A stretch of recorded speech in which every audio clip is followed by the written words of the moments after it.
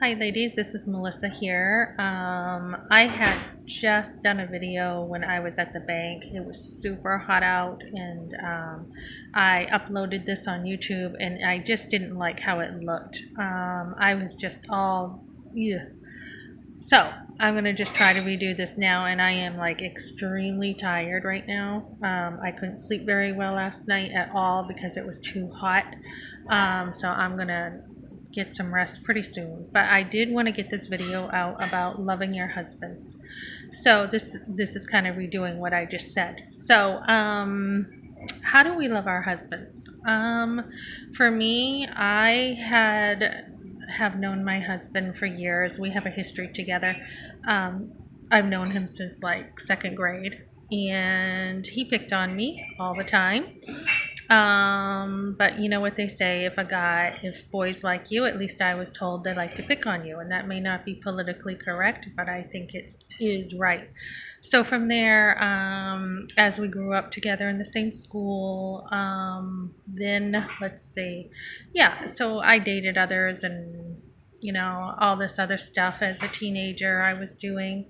And then, so so that's that. And then when I was first married, I had no clue to what I was doing. I didn't even really believe in marriage. I just thought it was a piece of paper, and it was a pretty low standard I had, but that is the standard I had. And a lot of times, girls also can feel like, oh, well, if I want to change my husband or my boyfriend, then we'll get married and everything will change. A lot of times, the first year of marriage is tough on women. It's nothing what they expect. I think they expect if they could change their husbands, I think they expect everything to be like a fairy tale, or maybe you're in love with being in love. Anyways, as I said, when I first became a wife, I really didn't have a clue to what I was doing. And the one thing you want to do is you want to be able to get along with your husband. Um, that is something that is important. My husband always liked everything about me. Ever since I was a kid, he chased me and he loved everything. So that right there is a good foundation. Many times we went swimming in the pool, we went out to eat, we went to the movies, and we were friends first. And so you want that foundation later on in marriage when things get really tough. You want that foundation of that those dating years, and especially as you're older, and you start changing and there's more personal growth hopefully in your life as a woman. And I think as a man is older, he kind of settles down a little bit more. um, and maybe as women we tend to want to do more, so there's that thing there that has to be worked out. And so what you want to do is you want to have that. And then I think the second thing to start off with, the most basic thing, is to be good to your husband. Do some shoulder to shoulder time. My husband and I just went for a motorcycle ride last night, and that was really important to him. Even if you're just sitting around hanging out, encourage his hobbies. That's another thing. My husband likes to put together things. He's very mechanical and he has a motorcycle to fix. So that is another thing he's doing. Whatever they like to do, try to get into their world. Another thing husbands appreciate is just, I think, to begin with, maybe before a lot of intimacy comes, because men and women are very different. And a lot of times we talk to women and we can have that woman intimacy, that woman who understands, and men have men who understand. But as you get older and that intimacy develops, I think it may not be there. Like the golden years are supposed to be better, so it may not be as rich as you desire until you get past that point of wanting that intimacy. But when you start off, just the basics. I mean, most men appreciate a woman who will cook for them. Um, Cooking is not my number one specialty, but I can cook. I didn't used to be able to. I remember when my husband and I first met. Well, not first met, but when we were dating, and I made an apple pie, and somehow he got some pores in his mouth, And I don't know what I was thinking, but I didn't get the chords out all the way, and it was actually pretty funny now to think about. But it's kind of embarrassing at the time. So I didn't really know how to cook, but it did taste good, and that's what he appreciated. The apple pie with the chords tasted good.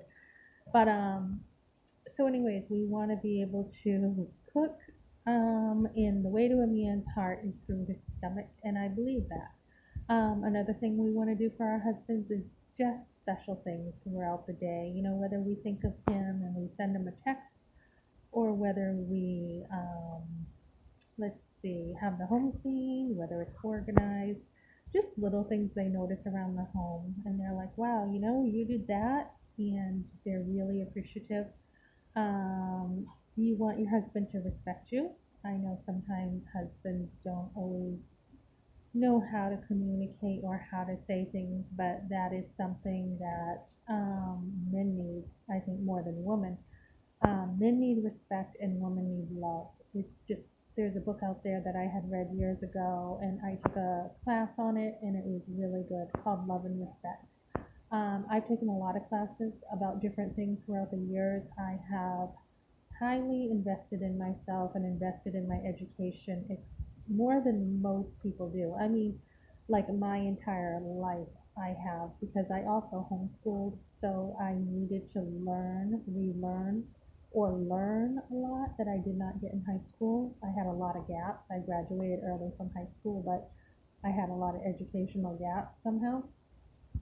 So, homeschooling is a great investment in your family, and it's a great investment in you.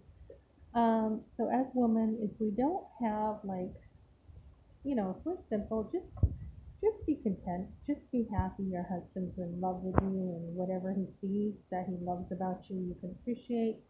Try to always, you know, let me see, how do I say this? In the Bible, it talks about wives are to respect their husbands, and husbands are to love their wives just like Christ loved the church. Christ laid down his life for the church. It says in John 3:16, for God so loved the world that he gave his only begotten Son, that whosoever believes in him shall not perish and have everlasting life. Christ, to me, as a Christian woman, gave me everything, everything that you can imagine. Salvation, knowing where I'm going. If I die tonight, I know where I'm going. When you become a Christian, there's usually a lot of work. There's usually a lot of changes, a transformation that's happening, and you're learning new principles. And it's not a brainwashing, but it comes from within. And you're learning all kinds of things, and hopefully your life is getting better. But everything I have is from God, and I do not boast about anything I have. I have a beautiful family. I have a beautiful life. I have a beautiful home, and I have done what I've wanted with my life. So I'm very happy with my life, and I have been happy, although there are situations that happen that may not make you happy, but definitely deep down there is contentment and joy. Even now, as I'm exhausted, I'm enjoying doing this because I love to teach. I have a passion for family, and I believe that's my calling. I believe all odds against me to not have kids and to go out and have a career, as I was taught to be a feminist and to be a career woman. Against all odds, I ended up getting married and having children. And I was not taught this growing up. I wasn't really taught a lot of things that were missing later on. But I definitely taught myself quite a bit. And I read and read and read a tons of books and took classes and everything to invest in myself. So you can do that with your life. If you are, you know, have areas of weakness, you can just work on those areas and strengthen them up. So back to being a good wife. I heard the term once, wifing, and I'm thinking, what in the world is wifing? I have never heard of that term before. So it's more of a term of what, you know, kind of looking at you and seeing what you can do. Um, as a wife, it doesn't depend so much on your husband. So if we're good to him, there's usually a reaping and sowing. I mean, it does usually come back to us. And even if it doesn't, we're doing it for God, and those rewards are up in heaven. But hopefully, instead of just being the one who's carrying the weight and the one who is always serving and or feeling like you're serving all the time, hopefully it does come back to you. Maybe not at the level that you want, but hopefully it does come back to you. So I'm just going to start off here, and I'm really tired, and the light is bothering my eyes. I've had a really awful headache yesterday, and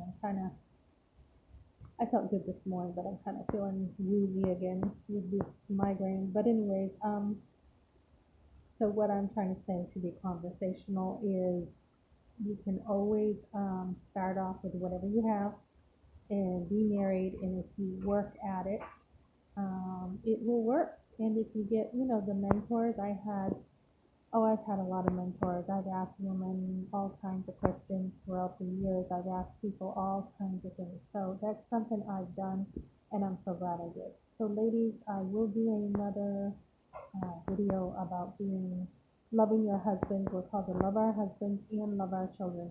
And until next time, have a great day, everyone. Okay, great.